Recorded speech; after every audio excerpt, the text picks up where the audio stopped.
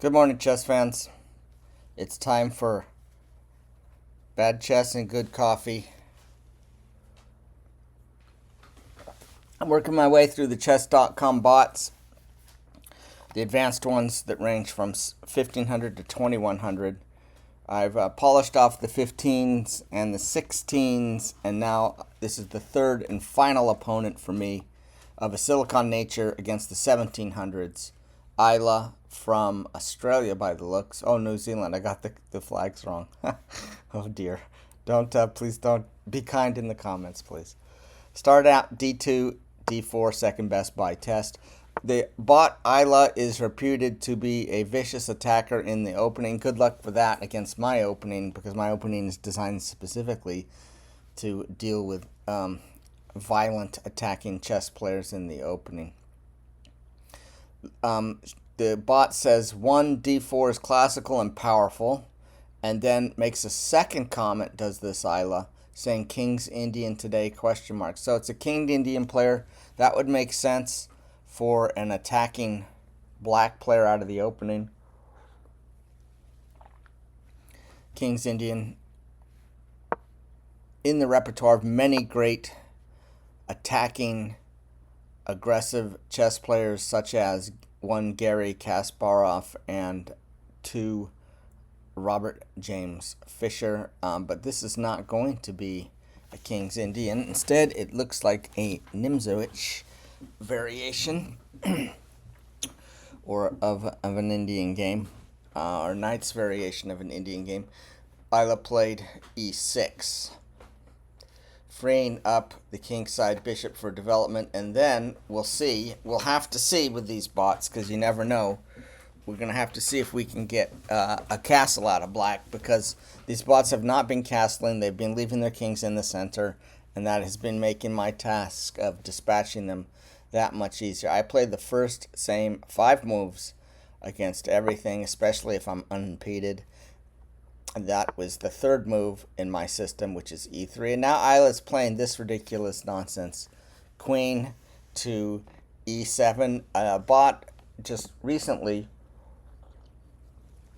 played the exact same maneuver against me, developing the queen to a square that blocks the dark square's bishop's development completely. So, is this losing? No. Is this bad? Yes, it's absolutely bad. This is the good coffee and bad chess part of the programming.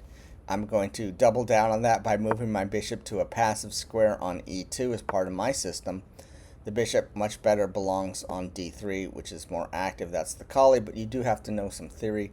For instance, if my bishop were on d3 now, I'd be looking at the threat knight to b4 and then attacking my bishop on d3. To which I would reply, and there are replies in Kali's system. There's ways to thwart these maneuvers, but you kind of start to have to know the theory, and then c5 is coming, and so on. So developing the knights before bishops, I got that right, part of the opening principles. The knights have developed before the bishops. However, she has thrown in this queen e7 funky move. Now, when I played the bot the other day that played this, and I don't remember the exact name of the bot, but there was a problem on my b4 square. I can't sleep on this. This b4 square is going to be an issue, and I played my normal c4. Excuse me for coughing, I'm sorry. I played my normal c4 as part of my system after I castle, and I did have problems. I did have problems. Eventually, I won the game quite easily, though, by busting open the center and attacking down the e-file. Black had no real response, and the game ended. But this was a nagging issue. So I'm going to castle now. Now I've accomplished all my opening goals. I got a share of the center. My kingside pieces are developed. My rook is closer and developed towards the center where it wants to be, because files are most likely to open in the center. And I've castled my king to safety in a corner of the board. So just a point of reference, because I can give the lessons at this point against a 1700 bot. But pretty soon, as we work our way up the bots and rating scales and strength, I will go from giving the lessons to being the lesson, okay? And the bad chess will be me, and the good chess will be the computer, and you'll see a computer steamrolling someone, because no one can beat these computers at the highest levels. Some of them are reputed to have a rating, theoretically, hypothetically, of 34, 35, even 3600, while the strongest human player on the planet has a rating of about 2850-ish. Okay, hasn't broken 2900. But computers are playing 500 points above that. Rating points. All right, now we see h6. This is the bathtub formation. I do think it is a strong formation for pawns. It allows the interior pawns to move up, and it's surprisingly flexible. Also, if the king is castled, he will have Luft. If she decides to castle, that is, Isla. The king will have Luft here on h7. So from a purely positional standpoint, I like this pawn formation. I use it a lot on in my opening system. You can see I'm just one move away from playing h3 if I need to. This does present a hook, so an attacking player would go after that by, for instance, advancing pawns. I'm not going to do that in this case at all. I'm not going to use this as a hook. In fact, I'm going to, by and large, ignore black's kingside play and continue with my queenside development now, which brings us full circle. We've just circled back to discussion about this b4 square, because in a similar position previously where the bot had developed the queen to e7, I poo-pooed it, I dismissed it, and I just continued with my system as usual. My system as usual being c2, c4, knight c3 now that the pawn is not blocked, then b3, then bishop b2, then rook c1. That's the mainline mode of development. There is a second mode of development, which is to fianchetto the bishop first to the b2 square and develop the knight on d2. And then there's this third mode of a development that I've been experimenting with, which is to actually play c2, c3, reposition the bishop on d3. Sometimes that's opposed by the light squared bishop, and if there's exchange on d3 and my queen ends up on that square, she's very safe with a pawn on c3. No, a pawn on c3 forms the very famous Illuminati pyramid, like you see on the dollar bill with the one eye, all knowing eye. Excuse me, at the apex. And I end up kind of playing it sort of like a Queen's Gambit declined from White's side of the board. And I'm going to start playing that, and particularly if Black had been played more symmetrically with King's Gambit type of setup, if there were pawns on d5 and c5. I think I'm going to respond to that system by playing my pawn to c3. I've also tried to break the symmetry by doing early pawn exchanges, because in this opening system I have on the board, I believe Black's best method to an easy and effortless equality is just a symmetrical setup or a nearly symmetrical setup. So if Black had a pawn on d5, the bishop were developed to e7 instead of the queen, and then possibly a more aggressive c5 with the knights being where they are, and then castle. I think Black is very solid in that position. I won't have anything more than the teeniest hair's breadth of a advantage against that. So that's kind of a survey of my opening, but we're not really talking specifically, and that's where I get into trouble sometimes as a chess player. I like to discuss positional nuance, and I pay attention to them. It's what I enjoy most about chess, and my calculation is somewhat lacking. So I've done puzzles. I'm rated almost 2,900 in puzzles on chess.com, which is a proud accomplishment, because those puzzles are not easy. Let me tell you, they are not easy at all. They're quite challenging, but they're very beneficial for your calculation. I should do one a day at minimum. Like, one a day keeps the checkmate away. All right, so question. Do I continue with my normal setup? even though my b4 pawn is my b4 square is under a certain degree of pressure here. Or and then I can, if I continue my normal setup, c4 and knight c3, I can always defend the b4 square with the pawn. But for some reason, that didn't work out for me in the game. I'm gonna have to go back and study that game because it was important. I'm gonna have to go and study back what happened to my dark squares during that against that bot. It wasn't Joel. Joel, the 1600 bot, is the only bot I've lost to so far. I'm taking white against all the bots until I defeat them all, or I lose and then I take black. But I played 2 games against Joel, 3 games total against Joel because he beat me in game 1 and game 2. He beat me when I had the white pieces. He beat me when I had the black pieces. Then it wasn't until I recovered the white pieces for the 3rd game that I was able to defeat him, and he actually went down with a whimper in that game. But the two games that he beat me, one of them in particular was traumatic, and I'm still suffering PTSD from that beating. I played at something like a 1600 level. My accuracy was like 65%, which is extremely low. Typically, when playing these bots, my accuracy has been 90%, and I'm playing at about 2200 level according to the chess evaluation. And that's not surprising because the bots make weak moves. The responses to weak moves are often very obvious. Take the material off, for instance. Okay, take the pawn. And so it's easy to play accurately and gain a high rating because there aren't choices. It's harder to play accurate like that when you're in a difficult position with a lot of candidate moves with very little seemingly to distinguish one from the other, and you've got to find which move is best and so on. Sometimes the best move deeply hidden. Then it becomes harder to play with accuracy. And I would not be unhappy in live chess like this playing at an 85% accuracy and let's say 2000 level. So if I can do 85% in 2000 level, I'm kind of where I want to be developmentally as a chess player. When I play daily 3 on chess.com, my rating is quite high.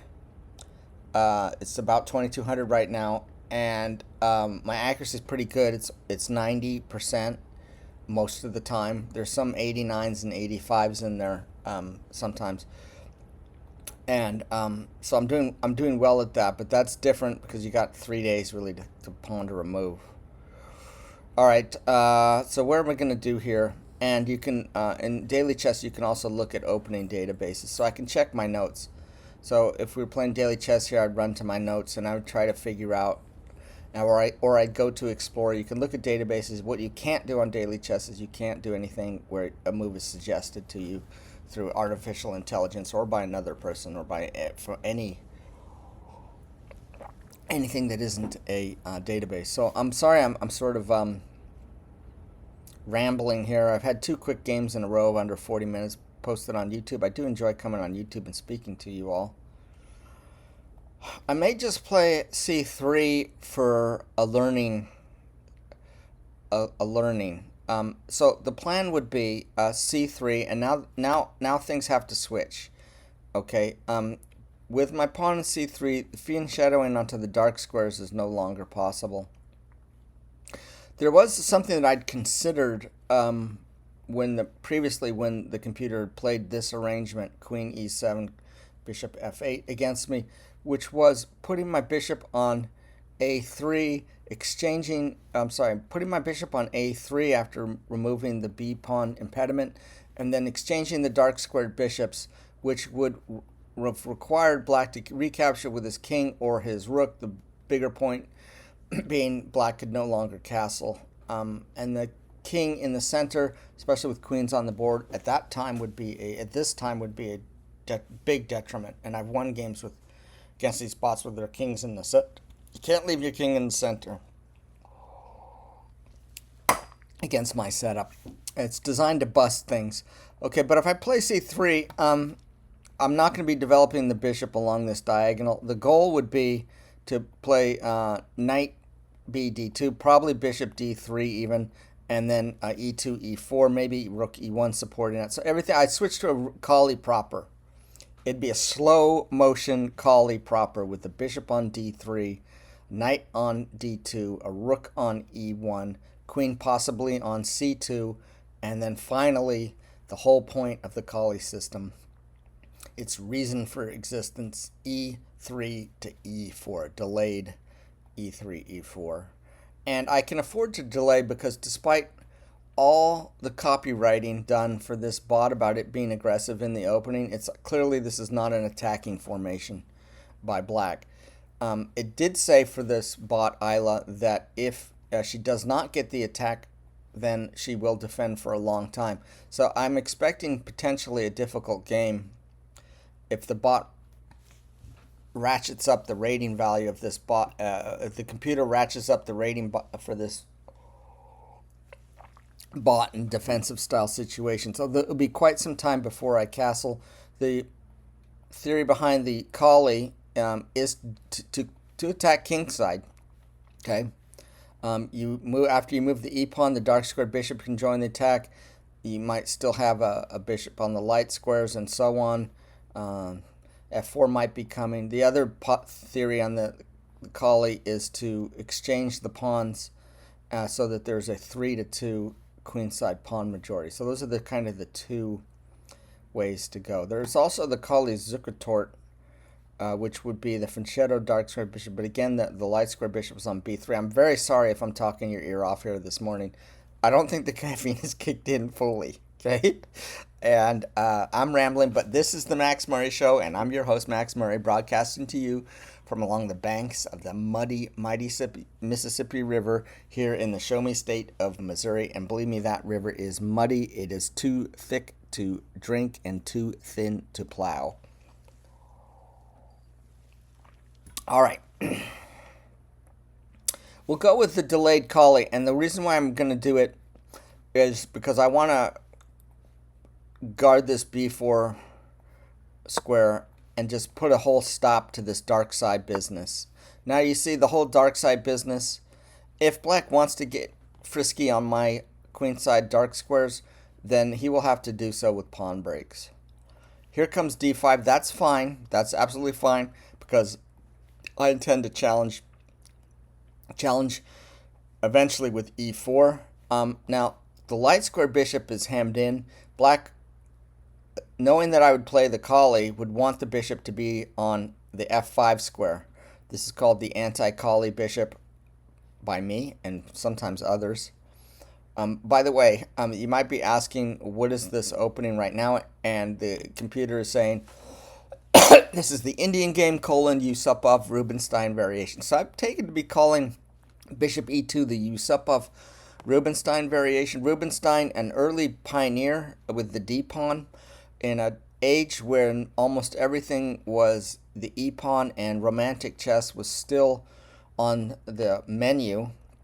That's when Rubinstein played. But at that time, players were starting to move away from romantic chess. The e-pawn openings were becoming more technical, and more players like Pillsbury and Rubinstein from that era were starting to play with the d-pawn instead.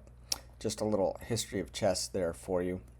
Rubinstein had his forte was playing with the d-pawn, playing the closed positions, not the open positions of most of his contemporaries, and then placing his pieces well for the eventual break, which is what I'm trying to do in this situation. I remember I took Rubinstein's collection of games maybe many years ago, 20 years ago. I took a collection of Rubinstein's games to me to French Polynesia, and I was studying on the islands there, the book, and I just find his game so dry, and I didn't understand a single move he was making. And I kind of poo-pooed Rubinstein, but I need to go back now because I have a much finer, detailed understanding, or at least empathy, for these D4 type positions, having played now a few hundred games with this Yusupov Rubinstein variation. Now, I don't know how often Rubinstein played his bishop to e2. That's something that bears historic investigation. He wasn't a Kali player that I recall. I think it was all Queen's Gambit. Yusupov is a little more of an unknown quantity to me. He was mentioned the other day during the Karen's Cup 2024 broadcast. Grandmaster Yazir Sarawan mentioned Yusupov in connection with this light squared bishop. I don't remember the exact comment, but it was something along the lines of what I've been yammering to you about closed positions. He said Yusupov was just blowing grandmasters off the board. Um, I remember the comment now. It was in connection with the Kali Zukertort. So the bishop was on d3, and this dark squared bishop of white was coming to the b2 square, the Kali Zukertort. And yes, the Kali Zukertort, Yazir Saron said Yusupov was whipping up these attacks and blowing off grandmasters. And yes, the Kali Zukertort system with a bishop on d3 and a bishop on b2, aiming at the king side, followed up by moves like knight to e5, rook or f2 to f4, maybe queen to e1, lift a rook, bring the queen over to the h4 square. Yeah. See all these arrows? What do they all have in common? They are on, all these yellow arrows are on the king side. It's a vicious, the Kali Zukertort can be a vicious attack. There's venom in the Kali Zukertort. Sometimes black players see the Kali Zukertort on the board. They haven't maybe experienced it very often. They're kind of dismissive of it. It looks somewhat passive at first, especially with the dark squared bishop masked by the pawn in d4, and then all holy hell breaks loose on the board. Anyway, we're wandering very far astray this morning. I don't know why. Okay, I'm getting to the bottom of the coffee mug, so you should be aware of that. We're on move 6. Black has played d5, taking control of this e4 square here, and buttoning down the c4 square. I'm fine with that because my intention is to challenge in the center with e2, e4. I can start with bishop d3, or I can play knight on b to d2. I'm going to develop my pieces first because black has no way now of stopping me from moving my light square bishop to the d3 square. If bishop f5 were a possibility, I would have to play bishop d3 now. So there we go. He's playing a7, a6, or she is Isla, perhaps in preparation for now attacking my dark squares. It's not unexpected at all. The question is, should I respond to this demonstration on my queen side or not? Potential response would be to play a2, a4. One challenge with that, though, is it does remove a defender from the b4 square. My pawn just runs right past it and stands in parallel with b4, and now no longer has an influence. Pawns, you can think of them as having a shield directly in front of them, and they tack out to the side. So this is shield-to-shield standoff right here in the center of the board on e5 or d4 and d5. But notice how the pawn sticks his spear out to either side. That's how I learned how to play pawns when I was a child. I learned chess in middle school. I remember my first game. I ran my king across the board. I did very well in my first game, considering I played an experienced player. And it came down to almost bare kings and a few pawns. And I ran my king across the board because I thought the rules of chess said that if you get a piece across the board, you get a free queen. And that wasn't the case. So I couldn't queen my king, so to speak. And I lost my first game, but I still remember it. I still remember triumphantly entering the last square and then learning to my horror that that resulted in no queens coronations. All right, so we got the first stage here. Notice how the e4 pawn square is defended twice, and I've only attacking it once with my knight, so now I need more firepower. Moving my bishop to d3. Yes, it's slow, but I'm not concerned yet. But now here we see some vigorous reaction. I moved to d3 rather perfunctory. I didn't think necessarily about this potential pawn fork. It's going to force the d pawn off. That's not necessarily a bad thing for me. Okay, so the threat is, well, first of all, let's talk about the positional aspects here first, because that's the way I view chess. That's my world of chess. A lot of positional discussion, and then I do the hard calculation later which is the opposite of modern chess, where the youngsters apparently these days it's all about calculation, very little about positional, and they will play anti-positional moves in a heartbeat if they believe the calculation supports that move. And frankly, that's a stronger mode of chess. It's how computers play. Computers can care less about the aesthetics of chess. They aren't programmed for that. They look at concrete variations. Okay, it's all pure calculation and brute force. I'm going against brute force when I play Isla. Okay. Advantage. Okay, so Black is trying to out-collie the collie here. And that does justify, to some degree at least, moving the queen to the e file. Because my proposal was to put a rook behind my e-pawn before I push it. And tit for tat, Black has repositioned the queen for this e-pawn advance instead of a rook. Which is going to be folly, because this is going to be a repeat potentially of a previous game where I just opened the center and this king is going to be a tactical ball and chain for Black. It's also supported by the knight, so he out-collared me. Notice he's opened up the diagonal now for the light-squared bishop. It's a bit late for the light-squared bishop to get to the anti-collie f5 square, but it can come here, creating an annoying pin. In other words, bishop to g4, with the most annoying pin in all of chess. It's a pin I despise. If I had time, I would play h3 in this position, but I don't have time because I'm about to be forked.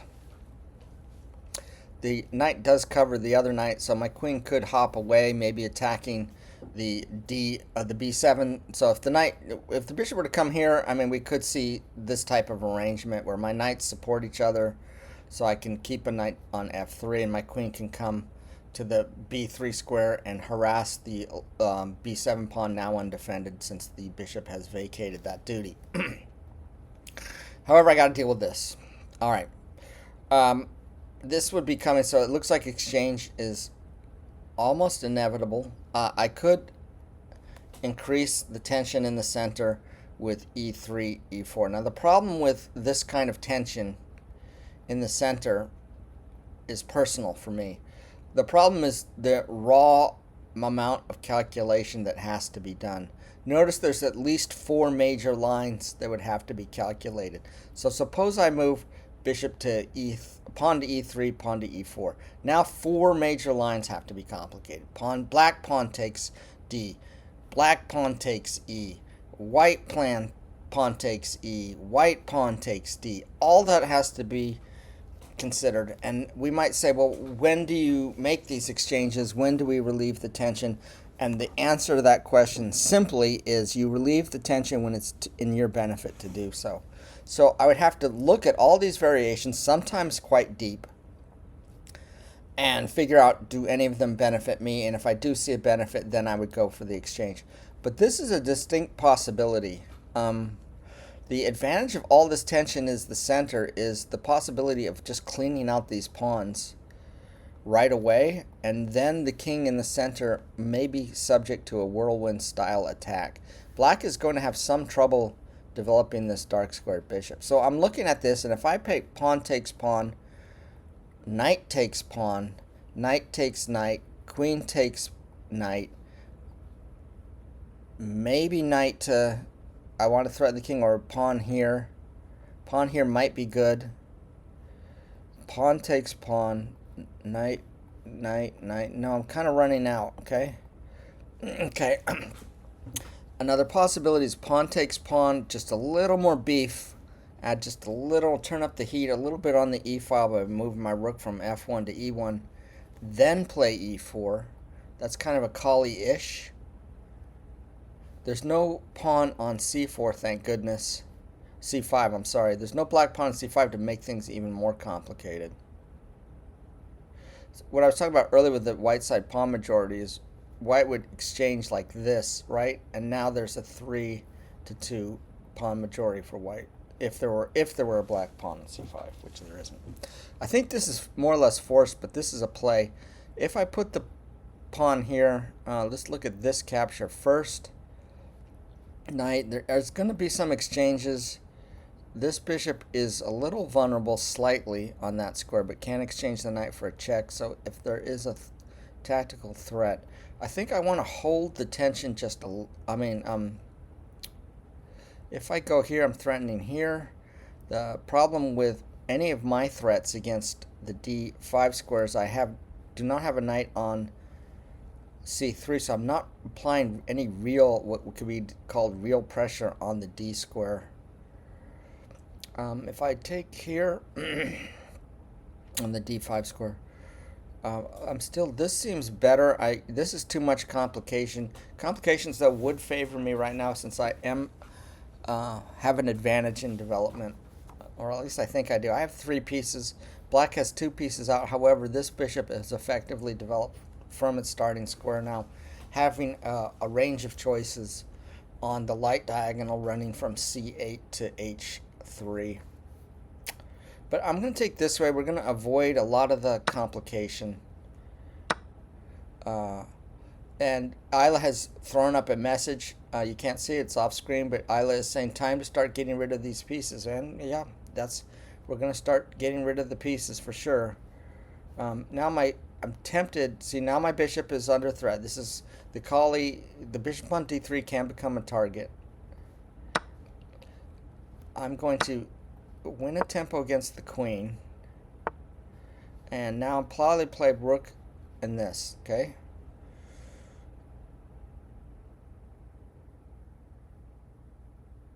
Slightly, I'm going to have to play bishop here.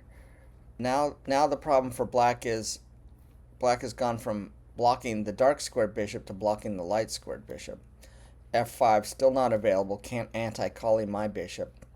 I do have the opportunity to position my knight in the center with a tempo.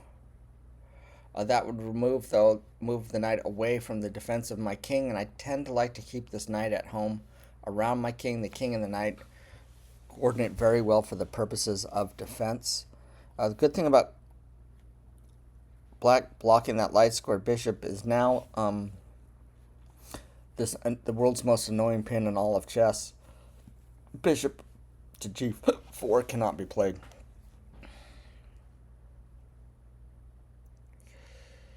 Is there any sort of attack that can be conducted against? Yes, I mean, there is some issues with my dark squares here. Because I'm thinking of moving my rook away, I'm just wondering what are the implications for my f2 pawn. So I'm thinking my moves are going to be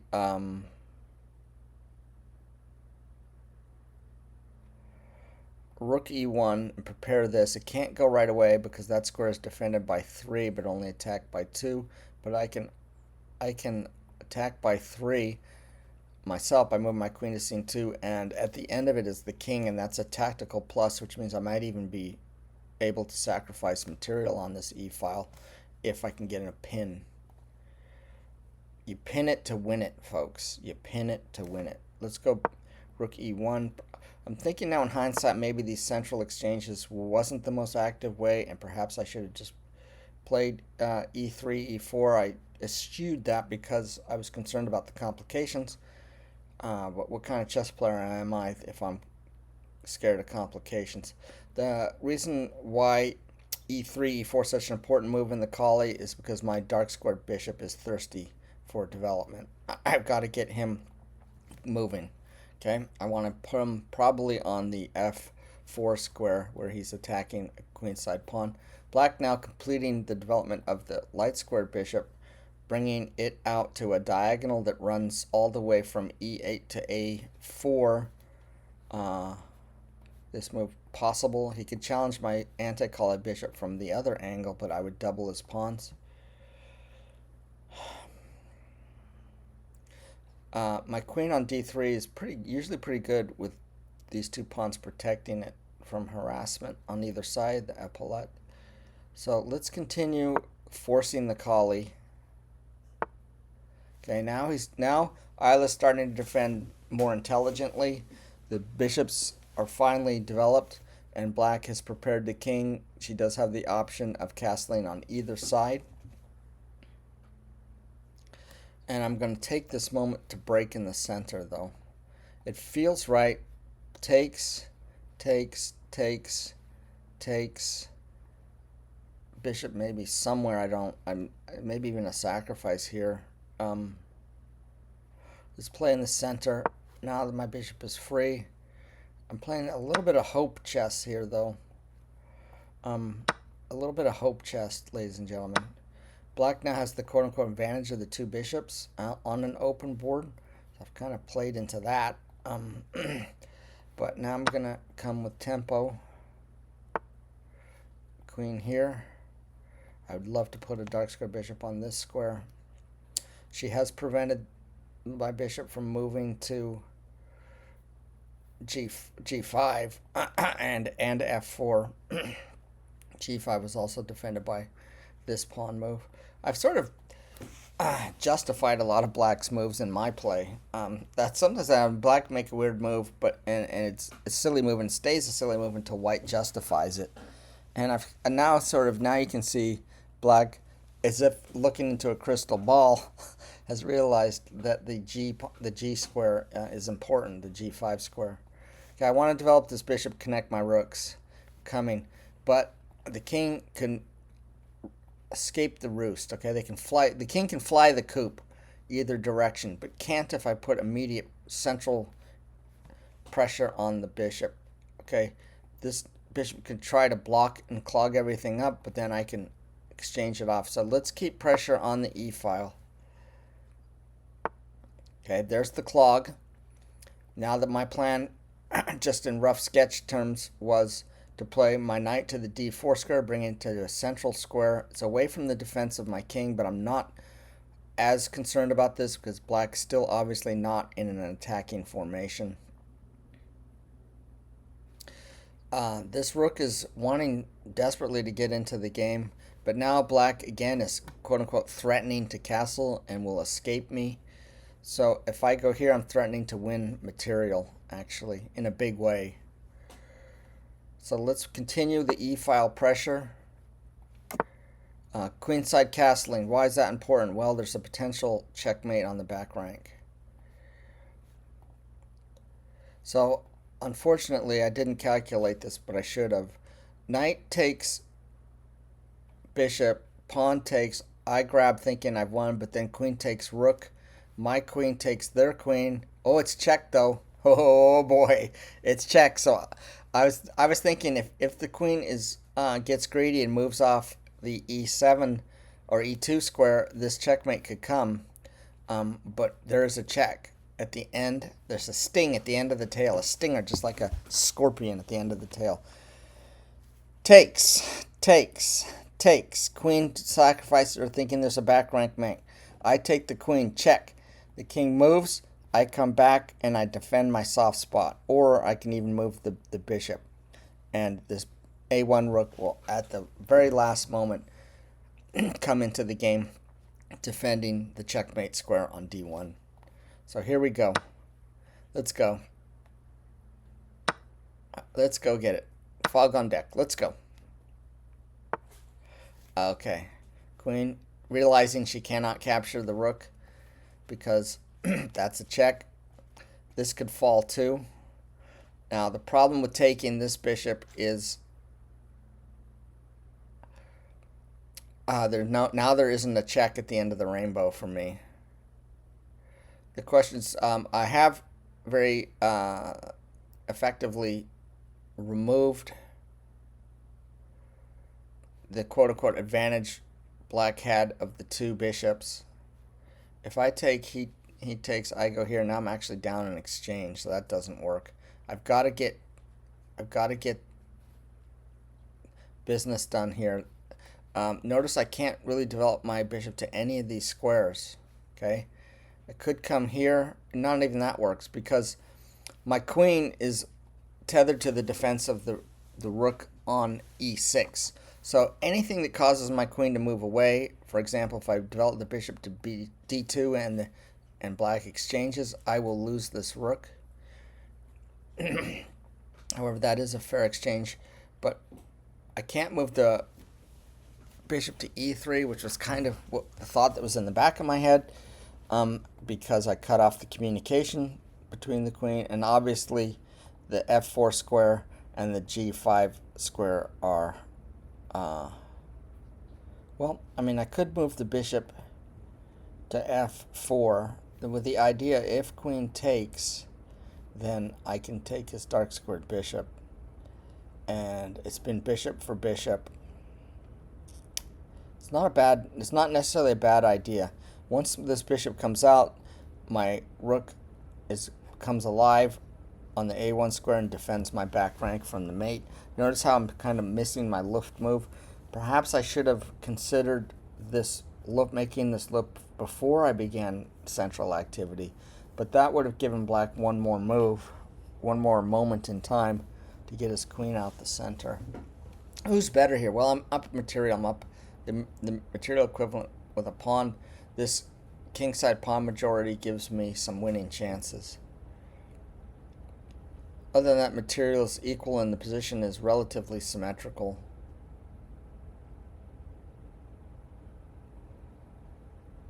There is a sacrifice here with a check at the end of it. That's something I want to keep in mind. Okay, this is something I want to keep in mind because it could lead to a combination, especially if I can. So, bishop to f4. It doesn't feel right. It's really not good to just leave pieces on pre. Maybe this bishop can kind of kamikaze itself somewhere. So if I go bishop to f4, and let's say white goes here with the bishop, now my bishop is definitely under threat of being captured. Has to move again. Black will probably then attack it, gaining tempo and attacking my king side.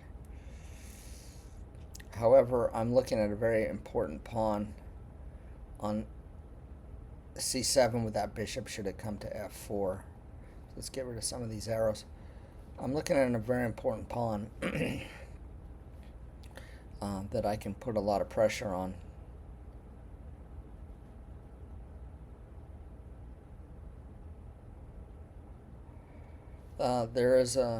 This is not a threat yet because the check means I have time to defend my back rank.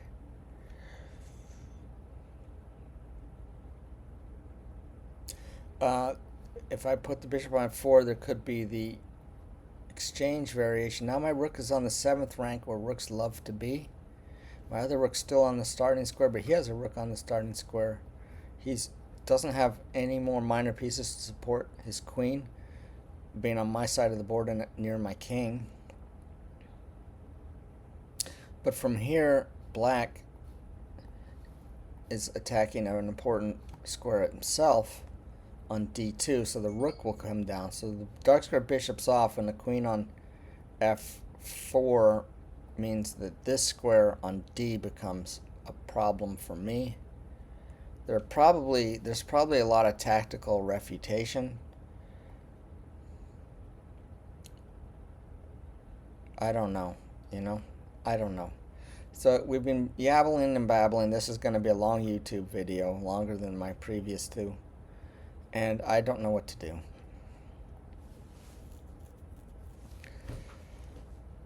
It's clear that I got to get this bishop in the game, and I have to do it fast.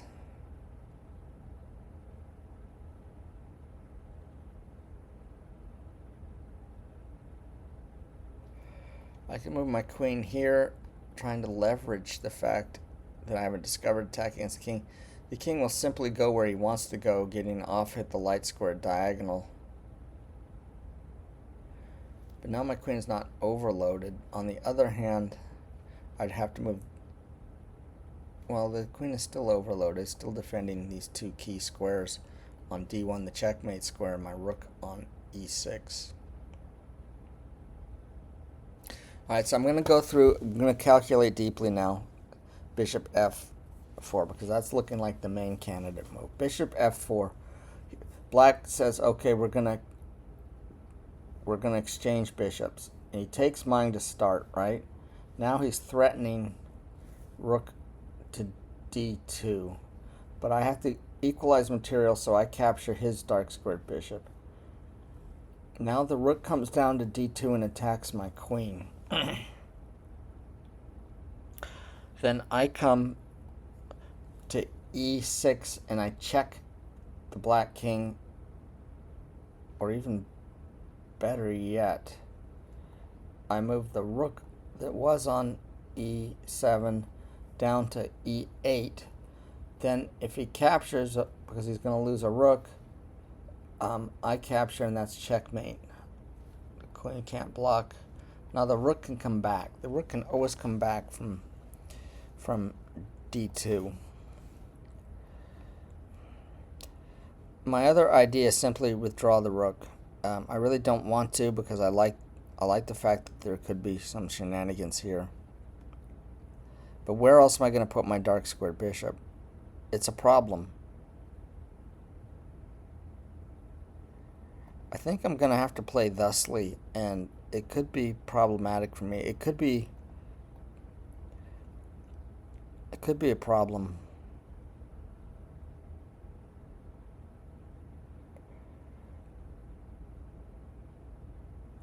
If I move the bishop to d2, and black says, okay, I'm going to capture your bishop. And I say, well, then I'll take your rook, and you just lost the exchange. And I say, oh, nay, moose breath, I'm going to take yours. And I say, fine.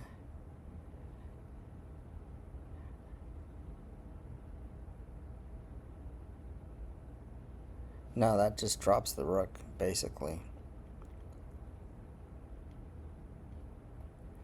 We're going to play here. I don't think it's best. This could be a problem. Okay. Black has decided not to go with this line. I'll have to check it with the computer later because it got quite tangled. And instead, black has developed the bishop to c5, attacking my traditional weak point of f2.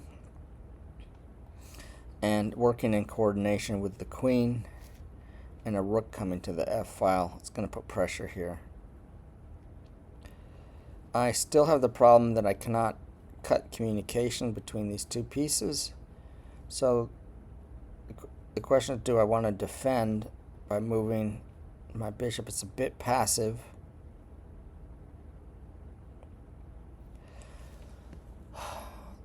There's a draw, basically. Let me look at this. So if I play rook takes, and he plays queen takes, then the check on the back rank, the king comes out, the rook comes here, and it's a king hunt. And I don't know how well he does with that. I could go here and push the rook. Notice how the bishop is... Black's pieces are coordinated well, and that's thanks to my play. The move a7, a6 done much earlier in the game on move 7, which had the purpose back then of potentially a b7, b5 push and play against my b4 square. Now creates a nice trapdoor for this bishop and a very safe spot for it to stay on this diagonal. Or a safe spot. I don't know how very safe it is. I could triple on the e file. That's going to give black problems because I could always start to infiltrate on the last rank. However, my queen is in the middle of those two rooks. I'd rather have Alekhine's gun with two rooks ahead of the queen. I got to deal with this now. This is a threat. And the only two squares that seem to be available are g3, and then the very sad move of moving the bishop back, and then this rook.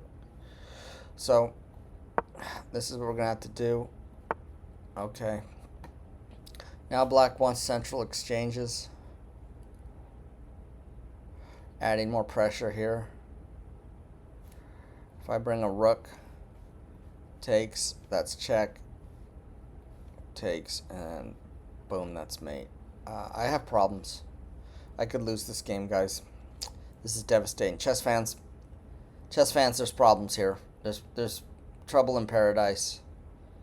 I might want to just get the second pair of rooks out. I do have a check in my pocket, an accelerator move, because I can use the g4 square as a jump-off point for my queen. I think I'm fighting for a draw in this position, even though I'm up a pawn. Well, okay, let's pause for a moment. Look at the glass half empty instead of the glass half.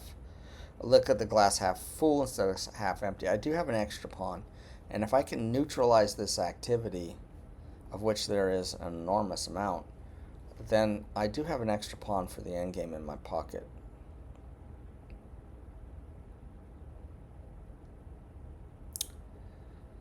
Well, now the rook and queen are combining up on my rook on e6. This is all out because the rook is pinned against my queen.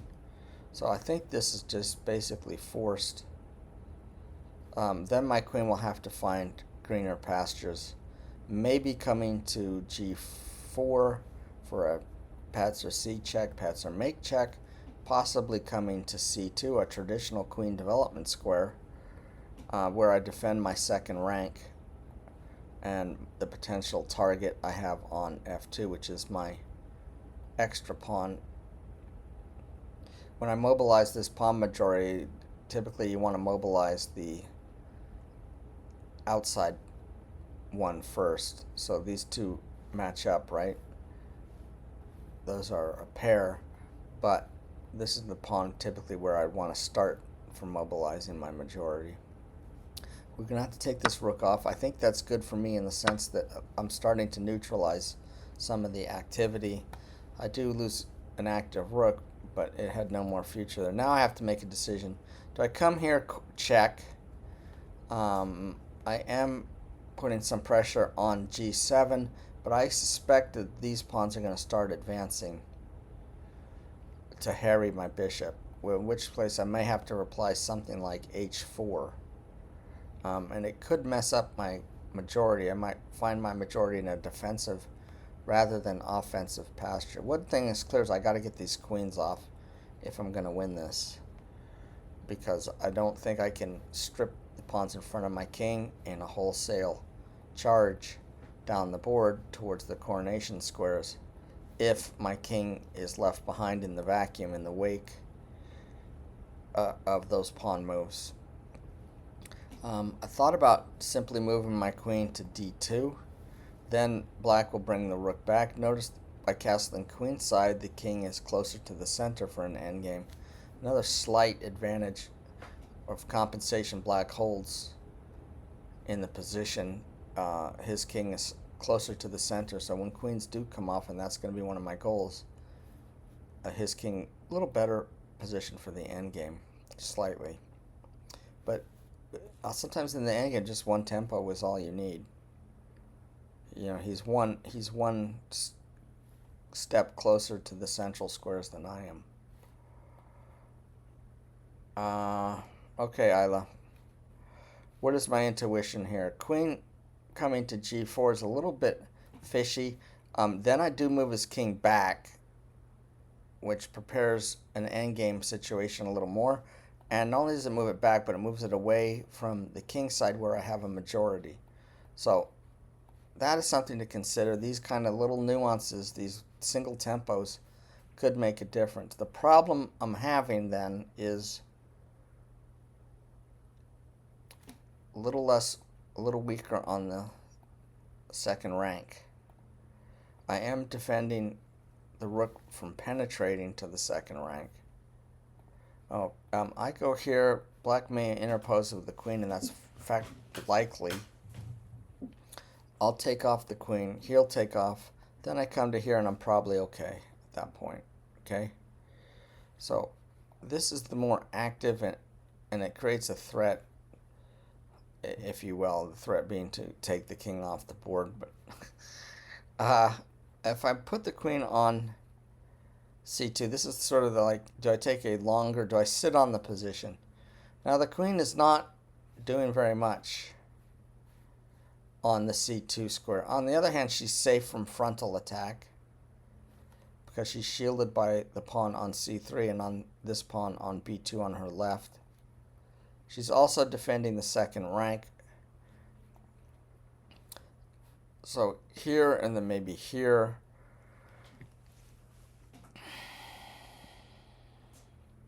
This feels better. King moved. I really was hoping that hope chess. I do play a lot of hope chess. I really was hoping I could get the queens off.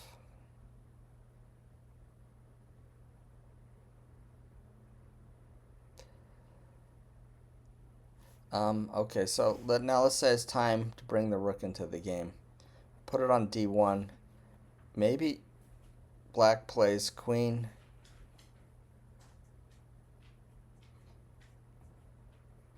to e7, and now the threat is to put the queen down on the e2 square. I'd probably move rook to defend that square. I mean, sorry, rook. I called it a rook. It's not, even though it's in the corner of the board, it's the king. I'd defend that square. Come out of contact with this pawn, however, that pawn defended by the bishop. I do have a tactical bead on his king, something that's important. Okay, it's something that's important.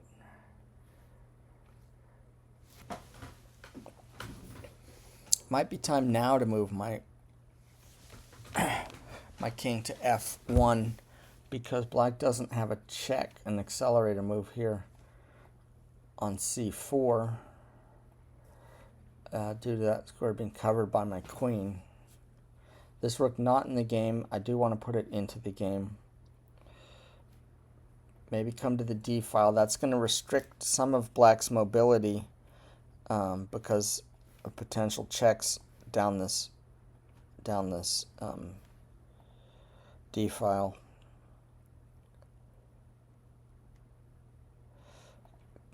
Queen forming a dark square battery against this pawn. Takes. Rook here is really not pleasant for me. Double attack there. Attacking this. In fact, it looks like it loses the pawn. This feels wrong to do before I've deployed this rook. This rook cannot and will not develop on e1 because black controls that square, so it's d1 or bust for this rook. It does have the advantage of being protected by my queen if that becomes a tactical liability. But look, then since I'm moving out of contact with the a pawn, black takes it, the a pawn. Now, that's good. Maybe that's bait. So let's take a look at rook d1, queen takes pawn. Now the queen is out of the game for just a brief moment. Can I take advantage of that? I can move my queen here, right? The queen has moved itself to a2. I have a rook on d1. Now I have a queen on d7. I'm threatening check. That's a very vicious threat. That's very vicious. I'm also threatening this rook. The rook might have to move back. That's the cost of winning the pawn back. Then I can take this pawn, possibly. Or there might be something more.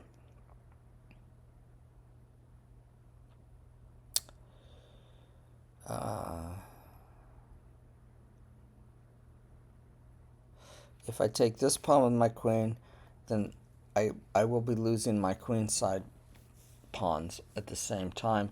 However, his rook is going to be very passive here, and he will have the same problem that I have. His pawn side majority will not be so easy to mobilize if his king is behind with the queens on the board. The other move is simply put a pawn on b3, preparing to develop the rook to the d file.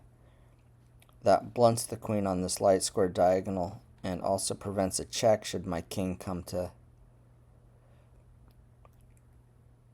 f1 and my queen not be in position any longer to defend this c4 square. It does somewhat weaken that. That's your new accelerator move. Black could try to find ways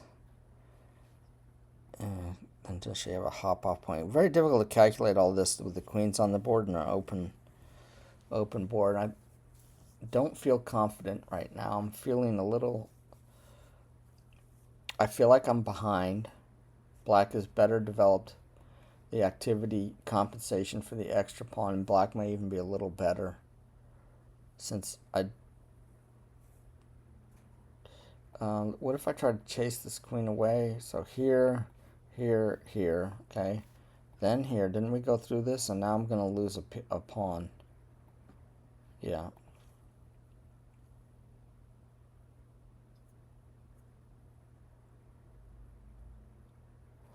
All right, so let's look at this thread again. This is how sometimes, this is the inefficiency of chess.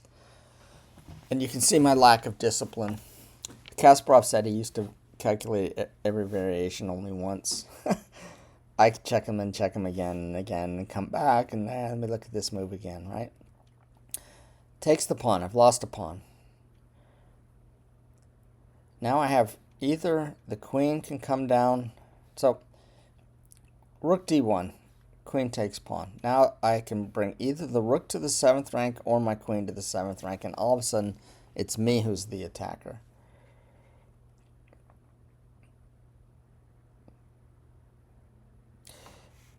If I bring the rook, then looks like a checkmate. So the rook can't leave the last rank until I've created some luft.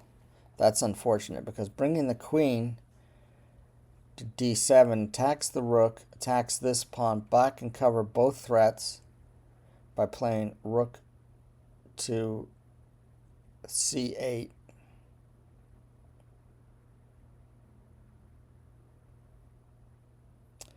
Then I play bishop takes pawn, rook takes pawn, queen check. Rook comes back, blocks the check, nothing.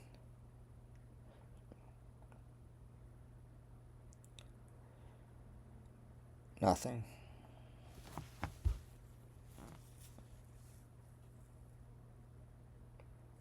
Is there a threat in this position for black? No, not yet. Not yet. There's no threat. So I have time to cover I have time to create luft. That will relieve a lot of this back rank checkmate nonsense, meaning my d rook can come down this d file instead on these light squares. The advantage of my queen being on the light squares is the black can do nothing with its dark squared bishop against it. Controlling the light squares is going to be important. If I create luft, queen d7, threatening to put the queen here. Then I go king f1, again, part of my light square strategy, defending that.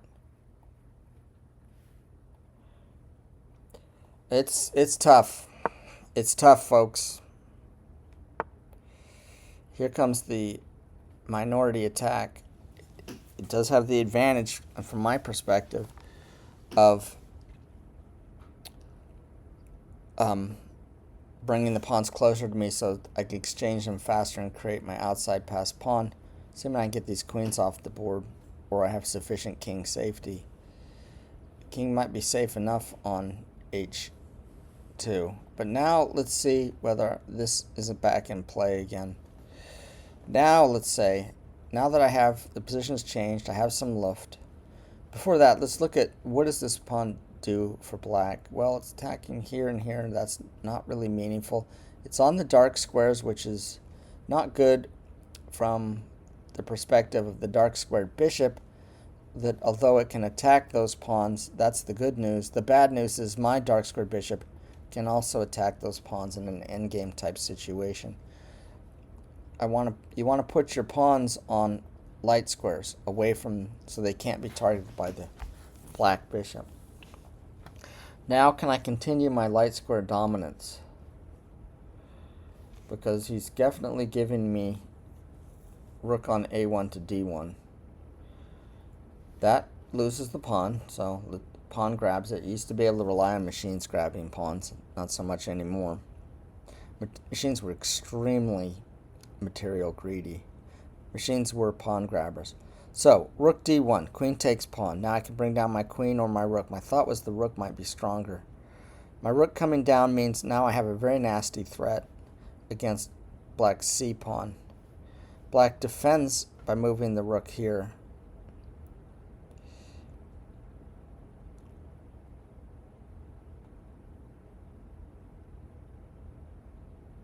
I've lost a pawn, but I've driven the rook to a very passive square where it's under surveillance of the queen.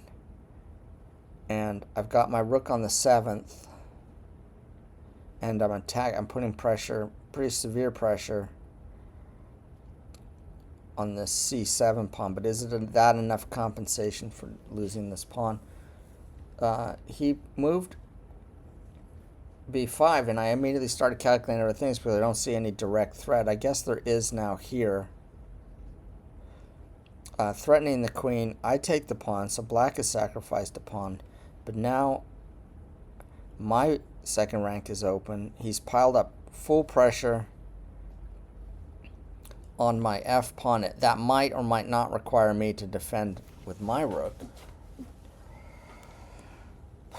Oh boy. Very difficult. Endgames are about calculation. This particular endgame is about particular calculation. You can see where I'm struggling. This is not my forte. Can I play calmly?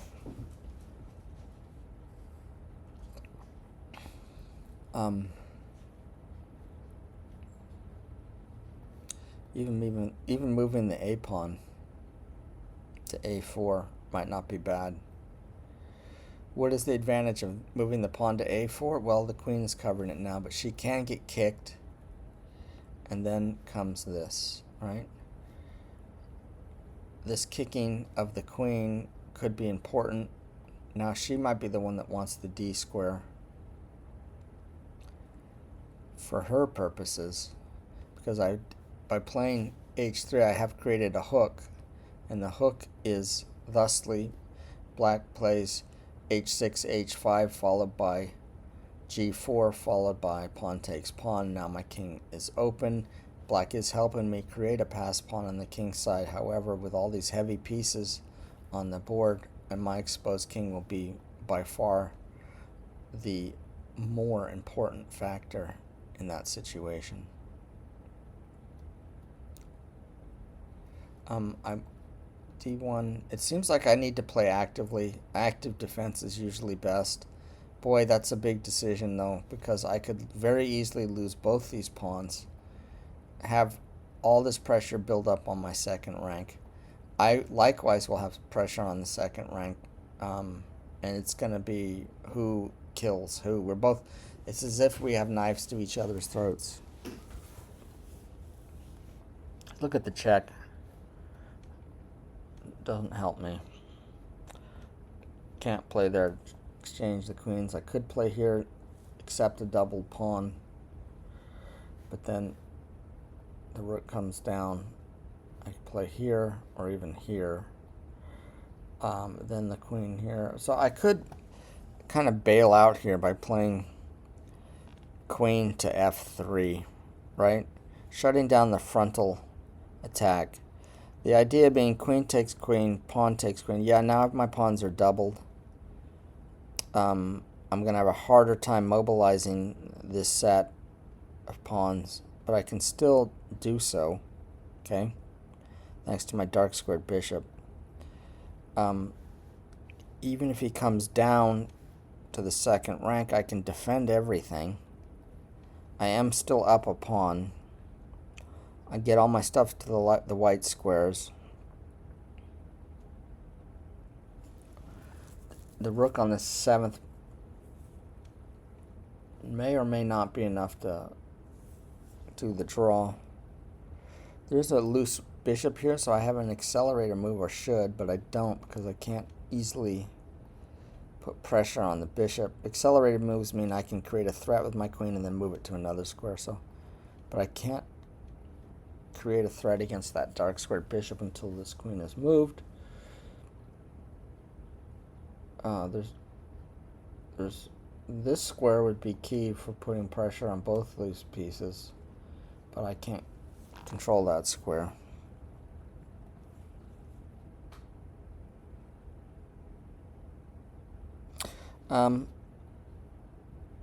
Okay, so I think rook d1 is going to be it. I'm just going to take this, suffer the fact that I'm going to have to give back a pawn, but that will give me some initiative.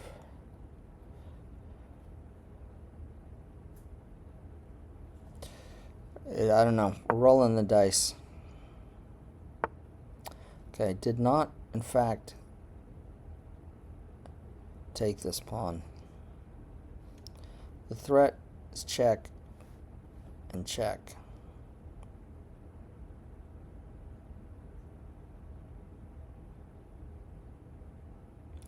But I have a lot of counterplay.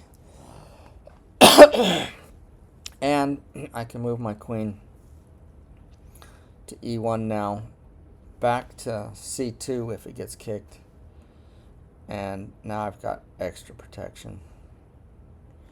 And my pawn formation is intact, and I have a trapdoor from my bishop. So this may consolidate everything. It's slow. Defends the attack pawn. I have 1, 2, 3 defenders. He has 3 attackers, and that's all he'll ever get. Unless he commences this nonsense. However, it is a bit passive, and I still have I still have something like this. So rook to d7. One of the threats is bishop takes pawn check. The other threat is against the queen. But black has a check right now. Boom, check. Pawn, and then the queen comes. She's not out of the threats. If I come here or something, then maybe even queen here, forcing the exchange, and material is equal, etc., etc. So we're going to come here. Okay, we're going to try to hold everything. We're going to play passively for the moment. Now, queen to c2, defending my second rank.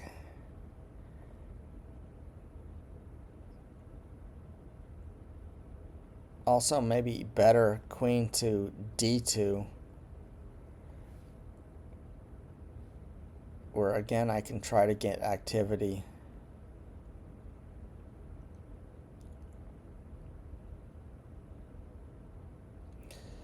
I could go back, queen to g4, offer a perpetual type situation. There is pressure against my f pawn, and now coming down my e file. The plan was to put the queen on c2, the traditional development square in my system. You want to move when you develop the queen in the opening, you want to keep her, you want to develop her, you want to get off this first rank so you can connect your rooks, but you also kind of want to keep her close to home so she can't be chased and harassed everywhere. So I did get in trouble at a recent game when I developed my queen off d1 to a4. It was too far away. Excuse me. And I should have realized put her on c2 instead. c2, I continue on the light squares. The king now being on b8 means these light squares are less of a highway for me, since I don't have an accelerator move anymore with a check against the king, where I can springboard from the checking square to another more tactically dangerous square. This rook wants to be on the 7th and wants to be active. Right now, though, he's stuck there. Okay, so my thought was I bring my queen to c2. Black decides I'm going to try and take this square from you.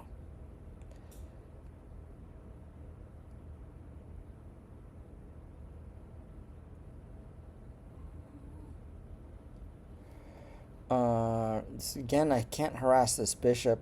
Even if I could, it would come back and maintain the pressure. Again, I've got to look at this move. But now, the rook coming down would be a dire threat. If I go here, queen here, threatening to bring the queen down. I go here. Here, I bring my queen to f1. Now I'm kind of on an accelerator square. But I do have my queen blocking those light squares. I want to put it on c2. I'm kind of dubious whether I'm just drifting into a loss or not. Okay, so this is another little bit of nastiness. Notice if black were able to take rook takes bishop, then I cannot recapture with my f-pawn due to the check. It's against the rules of chess. The problem with moving my queen to c2, of course, is now where's my rook going? My queen is not creating any threats down here. Also, in the cards for black is b4 with the rook behind it. I have vacated this, meaning perhaps. Okay, so now how do I... Did not want to take this pawn. That's been there for a while. Again, I'm going to play to defend the pawn. That also prevents a little less shenanigans on the second rank. This threat I don't think is very much, because my king is going to move most likely to f1. Oh, that won't work either, because then now I can't take that way. I'll have to put the king in the corner. On the light square, though. But there'll be a potential open path. What if I come to the center of the board with my queen? Queens like to be in the center.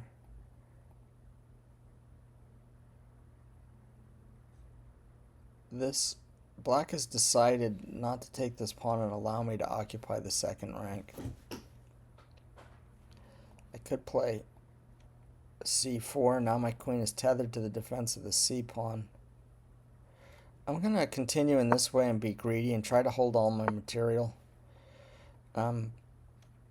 Isla's supposed to be a strong attacking player, but I haven't seen it yet. I'm probably making blunder after blunder or miss after miss in this situation. But if black isn't going to attack me, well, okay, now that pro-offered a pawn that was sitting there for quite some time is now no longer in the cards.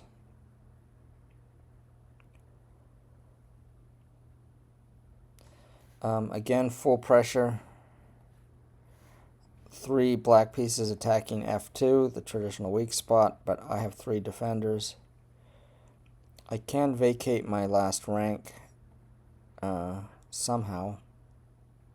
So this is an accelerator square also by attacking this loose.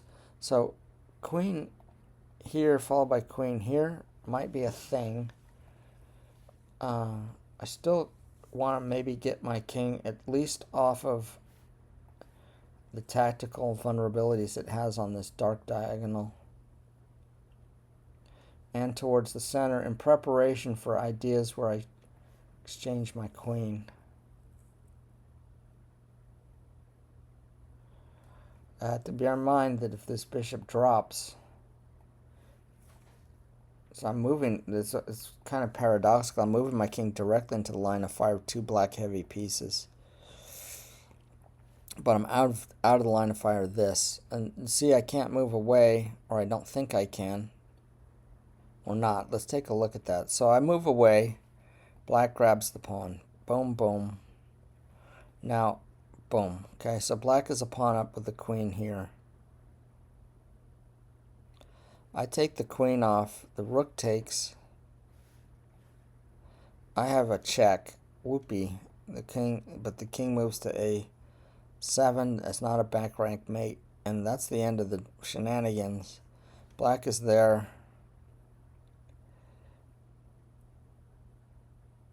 I attack this pawn.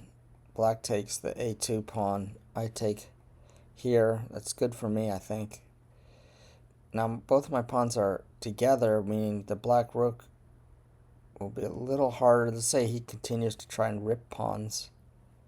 And I decide to rip pawns. He takes, I take, he takes. Now he's got 3 on his side. I've got 3 on my side. My rook is here.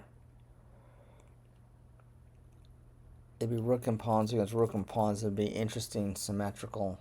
He's going to run this way, but I can cover it. Wow, it's complicated. It's complicated. deep calculation that needed.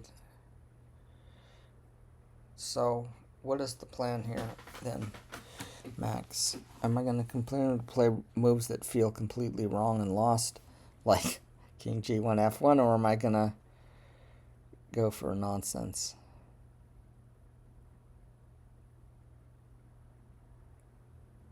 I gotta be careful something like this, even though it's all covered for now. Kind of like the idea of switching now, getting ready for something like that if I can play it. Notice I'm still chained to my second rank due to this pressure. The question is, does this pressure in the long term, is that going to give black draw? Because black is down material.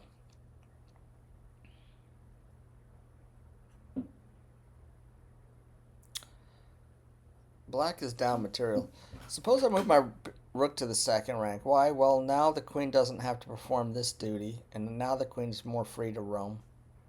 Second, I could put the rook to the E file, which has been a source of woe for me.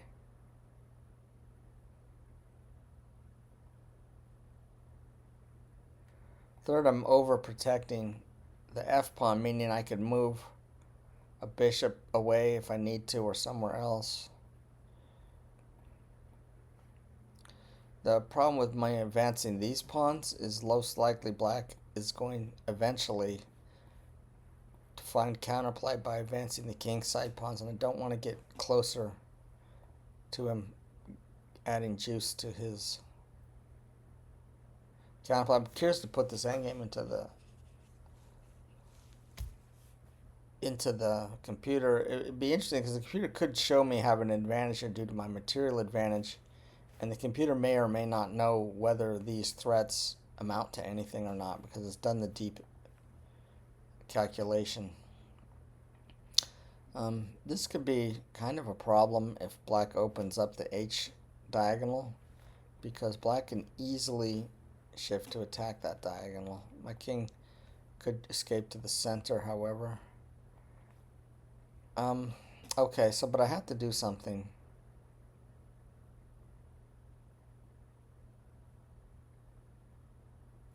Let's get out. We're going to get out of the pin.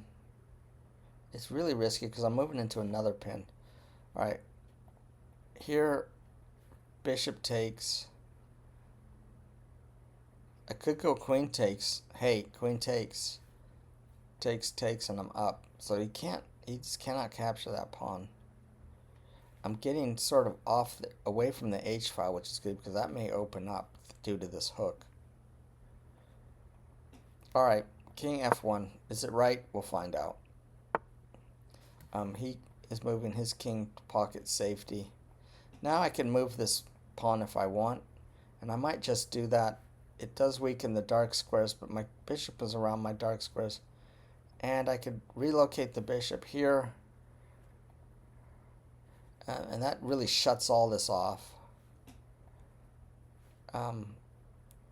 He's kind of created some problems for himself, though, because I can play b4, and if he draws back, I could try to get pressure on this bishop. He might do the same thing that me, though, and make the letter V with his pawns. Kind of my plan was to move my king to d3 if I could, but I don't yet have full control of the situation. This again feels wrong. He's going to bust open my king side, and I'll be running around with a naked king, maybe even still with a material advantage, but the queen and the rook, and even possibly the bishop, combining against my king is just going to be devastating. Another idea is rook d2. Now the rook is performing the defensive tasks, relieving the queen, who can move to d1, and now I can start to consider pressure on the file. I could go here and sort of offer a repetition.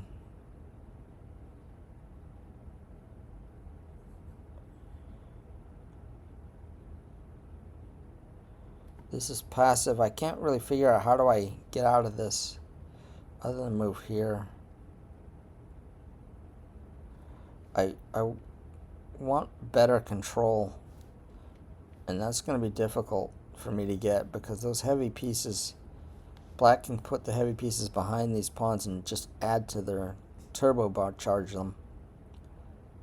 There's still this pawn which I have not taken advantage of.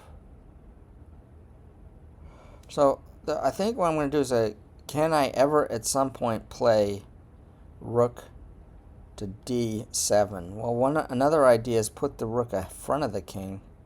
It's on the light square. That's good. It is also defending this bishop for what that's worth, and this pawn. Then I can put my queen on d2. I have to be watchful because black can play this move, and I can't capture due to the pin, but my rook can defend that square. Alright, we're going to try to get these pieces active. She's attacking here. That could be coming. This could be coming, followed by that. He's off the second rank now, so look, there's a pawn. If I take... So, very unusual that black would be offering me a pawn. So let's take a look at it. Bishop takes pawn. Then a key, the first line of defense for the F pawn is gone. And, there'll be a loss of a queen, probably at that point. Rook d2 followed by...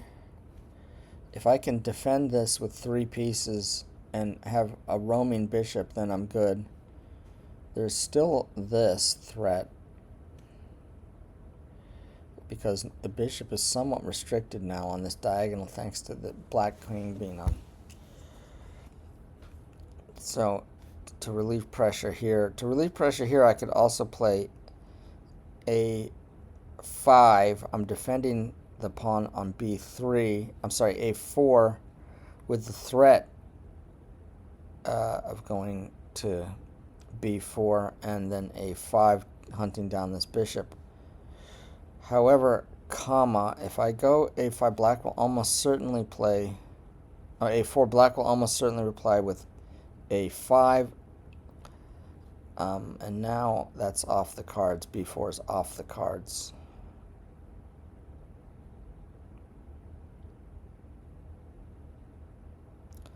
What is she threatening here? Here and here.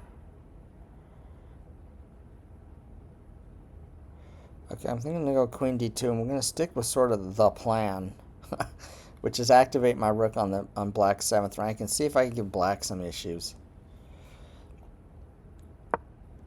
I do also have this. Okay, black teetering back and forth,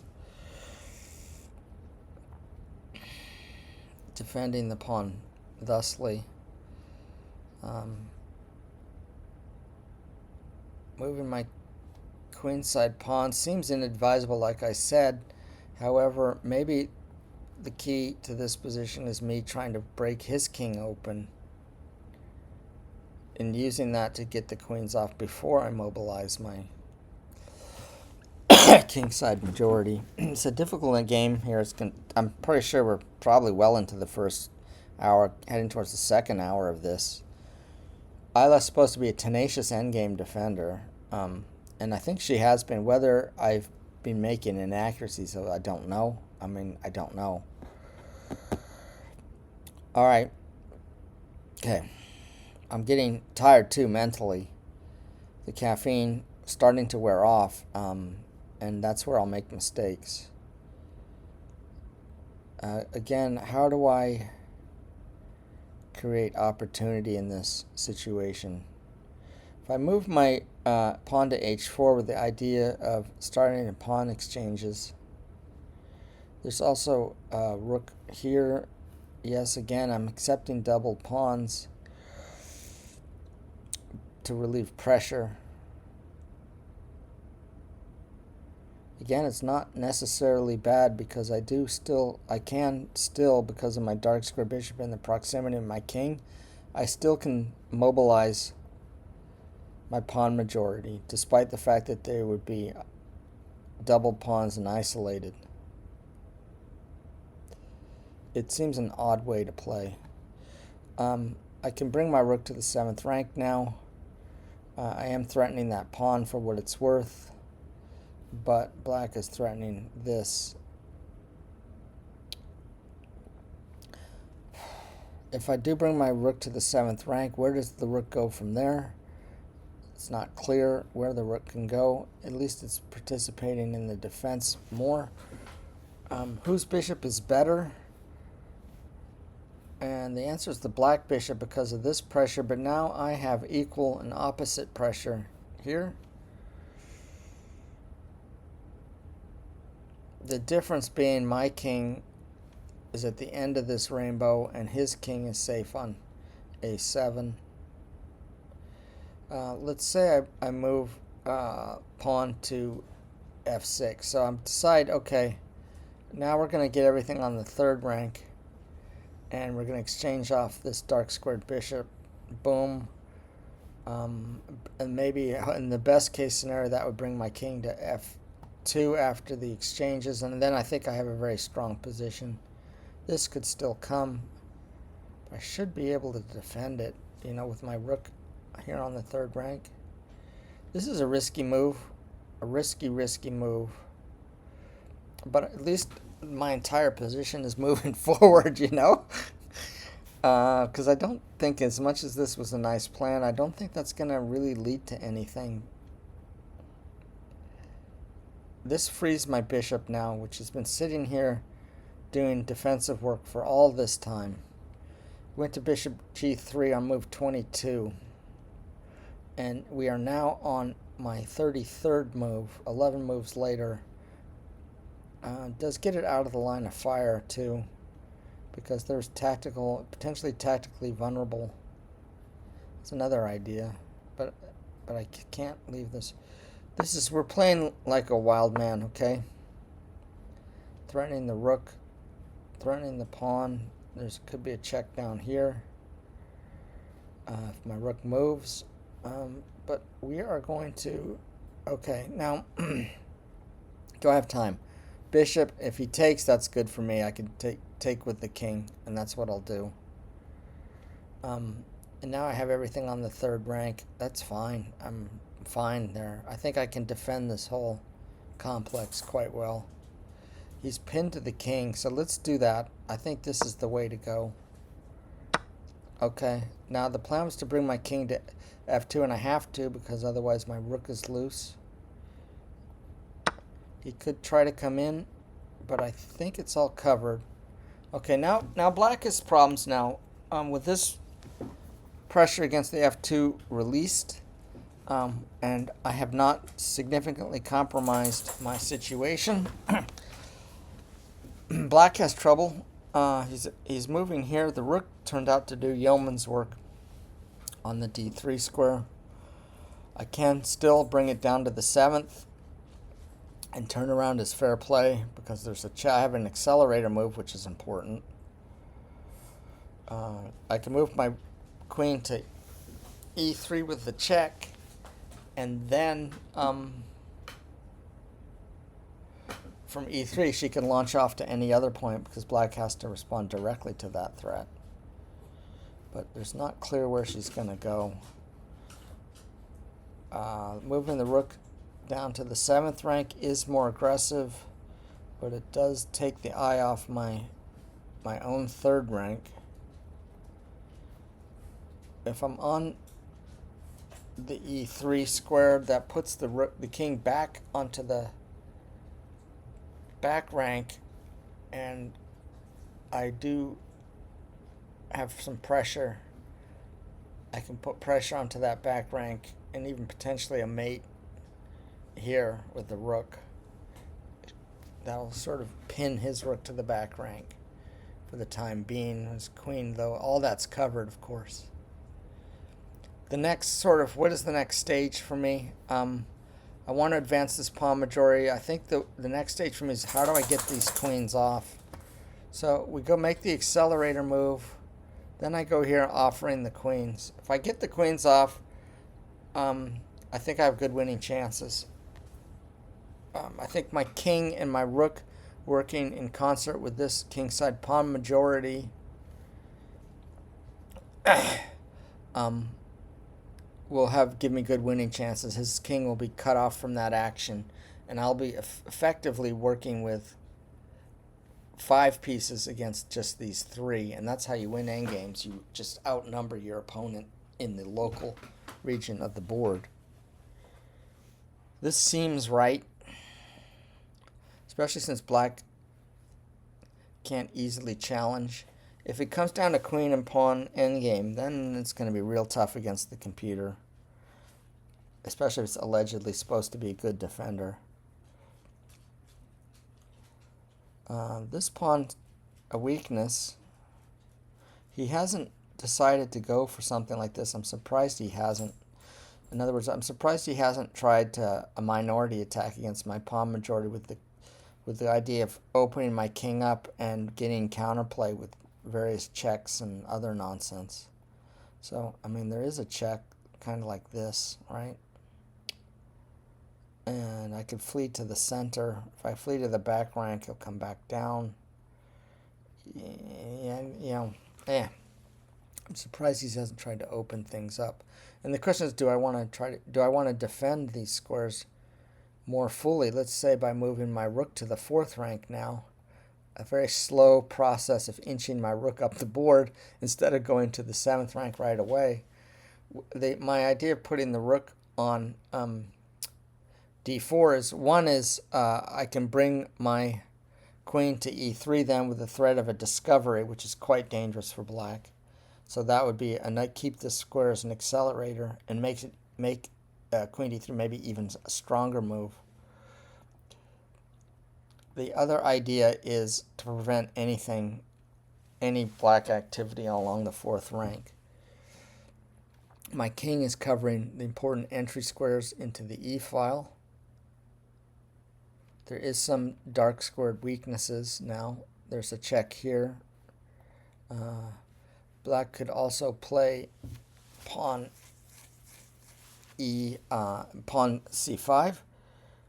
I could relocate my rook to the light square here in the center where it can't be challenged by another pawn. It's a nice quote-unquote outpost for a rook. Now, normally we're outposting knights, but the rook on e4 protected by the pawn is good. I have to be careful though because of the pin along this, the pressure along the f file.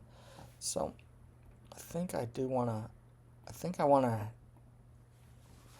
inch forward, and I still have to figure out how do I get these queens off.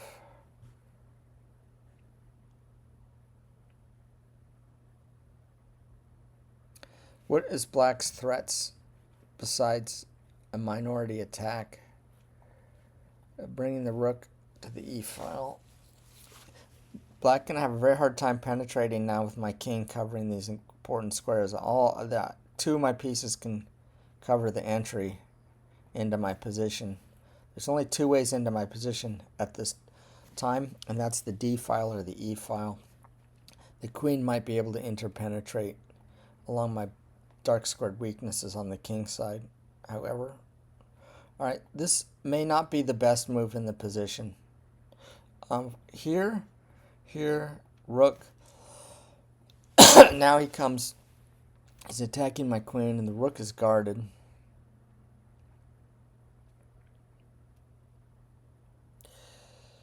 I don't know, queen here. Then the queen comes. Now he's threatening to come down. I might have to move my... it's a little iffy. If he can coordinate and get down my d file, he might have a chance to snap a pawn with a rook at the end. So I don't think queen, a rook d4 is going to work here. I don't think it's a good idea for me to lose control of the d file. My king is helping control the e file, and these two heavy pieces are controlling, in an absolute sense, the d file. Which means I might have to go back to chess principles, play rook e7. I'm attacking a weak pawn, and I'm also threatening this check, which would exchange the queens off. And then I could either capture with the pawn or the rook. So if I do go here, okay, so this is the move. Queen, I don't think that's going to help Isla. Because now my long dream of getting these queens off has suddenly materialized. Not only that, but there's really a lot of potential to just get all the heavy pieces off. This might be the end. And here's how the end would transpire. If I check, oh, okay, it's not quite the end. It's not quite the end, because I can't play rook here when he goes back, because he's going to not go back. He's going to... So let's get the queens off. I believe I have a winning advantage. Probably the rook keeping my pawns together. We like to keep our pawns together, generally speaking. But the rook is very active here on the 7th rank. I am in check, by the way. The rook is very active here on the 7th rank. That would be an isolated pawn and a potential target. My king could come up, but then I'm sort of losing contact with the way. My thought was I win this game by simply cutting the black king off on the d file and using my king. Yeah, so we're going to do this. We're going to just play solid. Now I have 1, 2, 3, 4, 5 pieces against 3 on the king side. Let's get a pass pawn going now. Let's get a pass pawn. He came to the e file. There's still only the 2 avenues into my position, and I've got them both covered. King covering the important e1, 2, and 3, and of course my rook covering the d. I might want to bring my rook back, actually, and cover my 2nd rank. So now there's no shenanigans against my queen side, because that's how he's going to get. He's going to have to get counterplayer, and the way he's going to have to throw his own king side or queen side forward. So g3, though, is probably the move. I have a lot of time.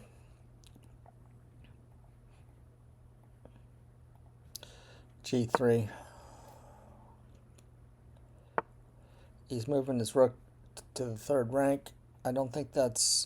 he needs to get this rolling. He's probably worried about covering that. But now I go here, and here is the threat. That would give me a pass pawn, and I could have a protected pass pawn if things get even worse for him. I can go here. He can take. I want to take back with a pawn. Now I have a pass pawn. Pass pawns must be pushed. So we're going to do that. Now all rook and pawn endgames are drawn. Oh, he's going to attack here. Okay, so he is trying to put pressure. He's offering me a pawn.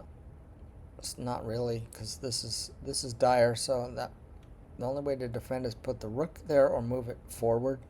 This moving the forward and triangling my, I don't call it, it's a half of a triangle, hypotenusing my pawns means he will have a harder time creating a passer. Here, here and here is coming.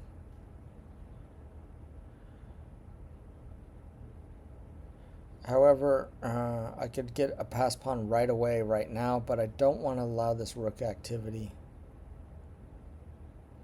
If I put my rook back on the D, then it's covering my 3rd rank. It's slowing down his ability to create trouble on the queen side. That is a bit passive. However, I want to wait to mobilize my rook. I can't then get it behind a pass pawn if I need to. I want to kind of wait to mobilize my rook until the right time. The key positional factor for me in this endgame is the fact that the black king is cut off on the d-file. I don't need to hunt pawns with this rook because I'm already a pawn up. I want to create this weakness, right? I want to get a passer, and then my king and pawn together can move up the board, and that should be sufficient. He can't get a sort of a Philidor or Lucidor or Lucina position with his king cut off. I don't like this because it becomes a target. So we're going to go back. It's a little passive again, but in the absence of strong moves by black, I think I could just continue to play passively, hold on to all my material, and take advantage of each little teeny mistake that gets made in lieu of playing more aggressively. So now the threat, obviously, is to win a pawn. So we're going to cover it. Okay, there's my passer. Okay, he's 4 steps from the coronation. Black coming now. This possibility arrives that will open another entrevue into my position. However, that's going to put the black rook way offside. I can bring my king to the center. Then black's rook gets in. My rook covering though a lot of my pawns. I can come here. Black would come and enter this way, but I could really start to create problems. I want to get my rook as soon as possible out from underneath this pawn because of the possibility of needing to play rook f3. If I do move rook f3, though, to put the rooks belong behind passed pawns, then the king will be free to range over to the king side. I want to go this way because that's a target. I could also put the king directly in front and defend all my pawns with my rooks, and now my king could tie the black rook to the defense of this pawn. So that's kind of the plan. Okay, so Isla has just popped up a message. It's the first time I've heard from her in quite some time. She says, I'm going to keep resisting, but I'm a bit worried here, and Isla, you should be. All right, so, okay, now there's a little bit of a fortress. A little bit of a fortress here because my king cannot approach on any of these 3 squares. And even if I defend the f pawn, as I was saying, my king cannot take that pawn, right? And I can't apply pressure to it. So I think I just want to continue to advance the f pawn, then bring the king around. Probably king g4 wasn't the most accurate move. Coming to f4 also prevents the checks or the coming to the e file. I'm going to continue to cut the black king. He's coming forward. He's rushing forward. I'm not sure if this is good or not. Obviously, you want to centralize your king in the endgame. However, I do think counterplay was more important. Getting and leading with your pawns was more important. Now we're simply going to go around the pole.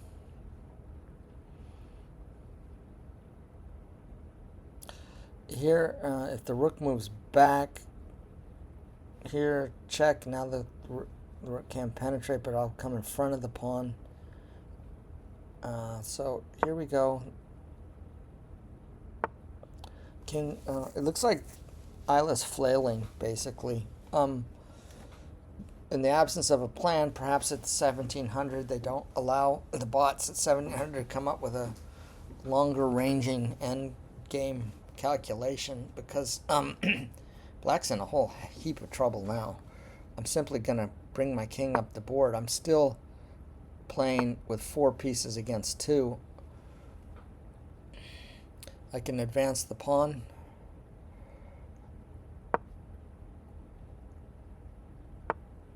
Now comes the pawns. Either one of those moves.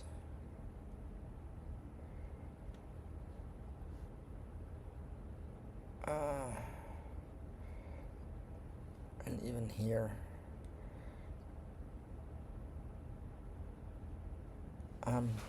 Okay. Now see, things have gotten tight all of a sudden because black has finally got the right idea and understands that there needs to be the opening of lines on the queen side. There needs to be targets on the queen side, and the counterplay comes from the queen side. Even the idea being ultimately the rook can sacrifice itself for when I queen, and then he could perhaps queen himself. I mean, there are contingencies. One possible idea is walk this H pawn up while I'm holding him. That way, it will be closer to queening itself, and I'll have double threats instead of just trying to push this one advantage home. Sometimes it takes two threats or two weaknesses. Bring my king up the board. There's a check. Come in front. Maybe he comes down to here or here. I put my rook behind this passed pawn, and at this stage with my king so far advanced and the rook behind the passed pawn is probably lights out at that point. I don't want to bring my rook behind just yet because black can come. So here we go. This is the plan. I'm kind of pseudo-expecting this, but I don't know if there's even time left for that.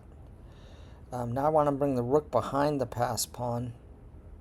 I'm going to go ahead and lose this one. This rook pawn is not... or should I? I mean, I have time. I mean, I'm holding him, right? I'm holding him. Normally I'd play for time here and allow the black rook, I think, is offsides with my rook on f3. Then all I have to do is move my king out of the way and push. And even if the rook tries to check my king, I can shelter behind his own pawn. If I do move my rook to this square and he starts to come in, rook here, where would he go? I don't know. Check, try to get something in front of it. Here, now I'm threatening that. I don't know. But do I need to even bother, you know? One advantage of moving the pawn to a3 is if he does go hunting it, then his rook cannot, in an absolute sense, get back over to the E, F, or G files, which are critical for defending against the queening of my F pawn, because the rook will be on the A3 square, and there'll be a huge Los Angeles freeway style traffic jam on that third rank.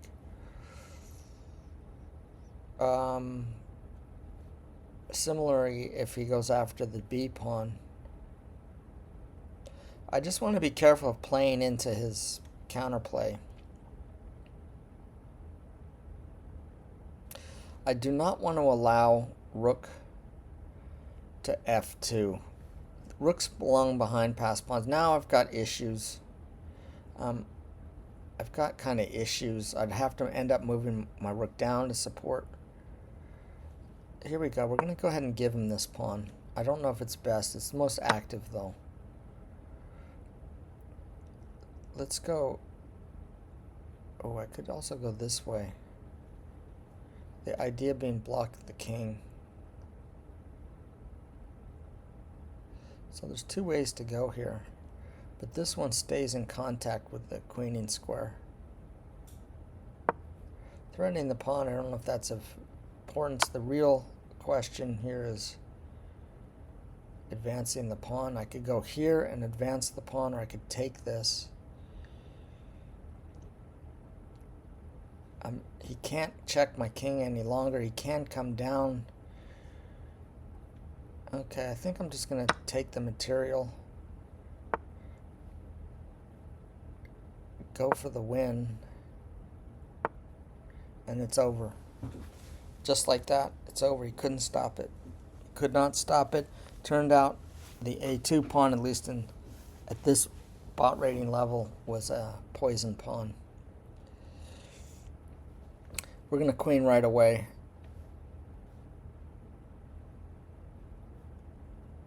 Okay. He didn't even exchange the rook for the queen, which might have been better, because then, you know, he could have tried something. But now the mate's going to come. So the question is how, where, when, and why.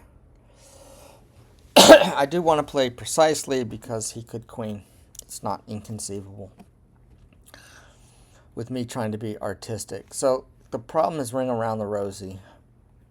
And the rose pole here is the c7 pawn. There's a rook that I want to capture, but I've kind of blocked it with my own rook. So the moves might be check, and if he runs ring around the rosy to c6, then check and take this rook off, and that also defends every last breath. So I think that's what we're going to do. We're trying to get the king here. Yeah, that's going to end it now. This is probably the safest way. There could even be a checkmate here, but we are going to simply prevent all counterplay. So this is kind of nice. I agree he is creating problems. And there's stalemate potentiality. However, he does have a lot of spare moves he's got to ditch. My thought is bring the rook this way. It's still a little trouble. The cat is among the pigeons, and it's a little troubling to get to him. He wants to defend this b pawn, and what if we let him do it? Because now he's moved into a mating net. Right? Now he's moved into a mating net. If he advances, I can actually go here and keep the mating net. So let's do that. I think this is a mating net if he goes to a4. He doesn't.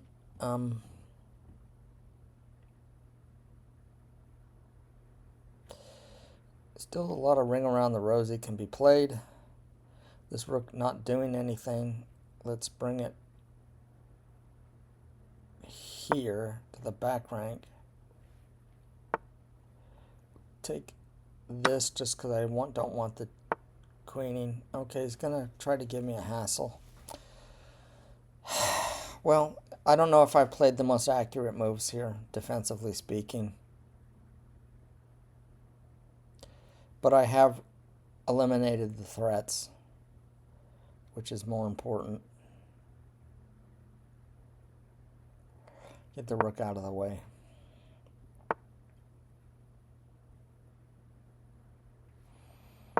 I got a pin. I'll just take advantage of that. Got to watch out for the stalemate. If I take there, he does have a square. Now I'm going to try to pinwheel him. I'm worried about this one, says the bot. How am I going to defend? And the answer is you're not. You're not going to defend. He wants to come to this square. So this is not going to be a checkmate because he'll take the rook. But if he does, then I'll checkmate him that way. Okay, so this is a mate.